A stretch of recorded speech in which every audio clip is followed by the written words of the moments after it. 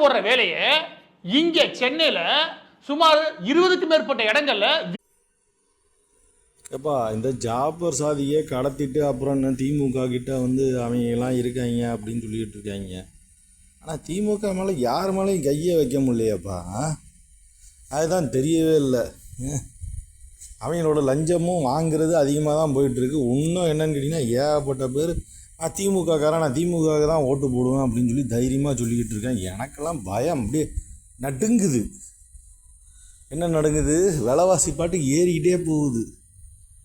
என்னடா இது north Korea மாதிரி நம்ம வந்து நம்மளோட வாழ்க்கை வந்து தமிழ்நாடு அப்படியே மாறிடுமோ அப்படின்ற லெவலில் போயிடுச்சு. ஒன்று திமுக காரன் இது பண்ணுறான், இல்லை என்னன்னு கேட்டிங்கன்னா அந்த நாம் சீமான் அப்படிங்கிறவன் எப்படி தான் சம்பாதிக்கிறான் அப்படிங்கிறது தெரியல. இவங்கெல்லாம் சம்பாரித்து இவங்க வசதியாக இருக்கிறதுக்கு தான் அரசியலை பயன்படுத்தணுமா. இவங்க அப்பா தமிழ்னு சொல்லி கொள்ளையடிச்சார் கலைஞர், இவன் ஜாதின்னு கொள்ளையடித்தான். சீமான் தமிழ்